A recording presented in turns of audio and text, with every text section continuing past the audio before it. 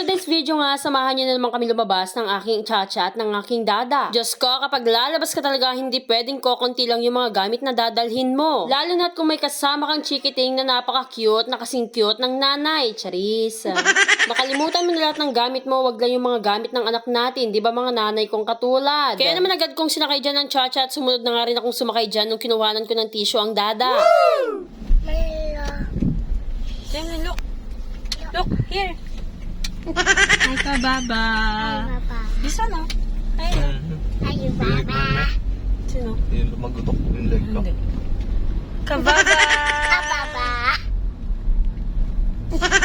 At dahil nga Sunday ngayong araw na to, syempre dito kami pupunta ng dada at ng chacha. At nung pagkarating nga namin dito nila dada, saktong second mass na pala at katatapos lang nung first mass. Diyos ko, medyo kabado nga kami dyan nang alam namin wala kaming pagpaparkingan. Buti na nga lang natapos na yung first mass at medyo may mga bakante na rin na paparkingan dito sa loob. Pero Diyos ko, hindi pa man kami nakakapag-umpisa, yung mga target ng chacha nandyan na. At sa wakas nga, nakahanap na rin kami ng paparkingan namin nila dada, pero ang chacha iba yung target lang. Pagkababa nga namin ng sasakyan, nagpabili ang dada ng mga candy, kaya naman napasabay na naman ang chacha. Diyos ko, nang kakulit. Huli ka na. Let's go na, Jimmy. Tara, tara. Let's go, let's Bilan go. mo na nga rin ng ano. Tara, bili tayo. Bigyan mo isa. Lalaruin lang naman yan. Bili ka na.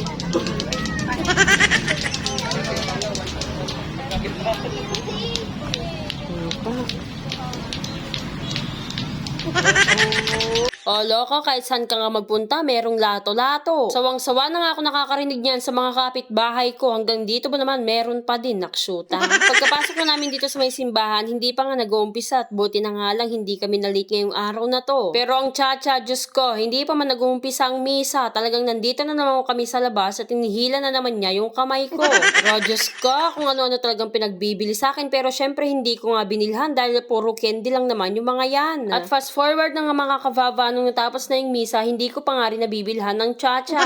Agad na nga kaming dumiretso dito sa may salaysay at papasyal nga rin kami dito. Pero Diyos ko, mukhang 2 linggo rin ata kaming hindi nakakapasyal dito sa salaysay. O loko, talagang ano kayang marites na naman for today's video, charis. At nung nakarating na nga kami dito sa may kanto namin, naabutan namin yung uncle niya. Talagang sumisipat na naman to ng mga pasahero, charis. Saktong dumating na nga rin dyan yung ate ko, kaya naman nag-aya na naman sa labas. O loko, pati siya may kasama na ring bata. Aro, Diyos ko, nang ka-cute. Habang tamang chill naman dito ang chacha, tignan mo, parang malalaglag yung ngipin, charis. Talagang gustong-gusto nga din niya talagang nagtra-tricycle dahil nga sobrang mahangin. Pupunta nga kami ng palengke at bibilhan nga raw namin ng mga donut, yung mga batang to. Pero Diyos ko, syempre dapat meron din ako niyan dahil nga ako naman ang tagabutas niyan, nakshuta. Diyos ko, char-char lang naman, baka maniwala ka. Pero sa totoo lang, part-time ko nga yan, dyan ako yumayaman, nakshuta. Pagkapasok na namin dito, walang masyadong tao at nagkukulitan nga din yung mga crew na naabutan namin. At syempre kami naman, tamang pili na lang din kami ng mga assorted nila. Diyos ko, ngayon ko nga lang din na-realize na sobrang sarap pala ng mga gawa kong donut. Talagang bilib na bilib ako sa sarili ko mga kavava, charis. At nung nakapagbayad na nga kami at kinuha na rin namin yung mga assorted na yan, talagang naman sobrang excited ang chacha. Hindi niya alam, nanay niya tagabutas dyan, charis. After naman namin sa Dunkin Donut, tumiretso kami dito sa coffee. Syempre, coffee is life. O loko, hindi na nga kami nakapag-antay. Talaga naman gatil na kaming tikman yung mga gawa kong yan. Kaya naman hindi na namin natiis. Kumain na rin kami agad dyan at inaantay na nga din namin yung order naming mga kape at milk tea. At sobrang sarap na nga nung kain ng chacha ko dyan. Kaya naman ayun lang mga kavava. Salamat sa panonood.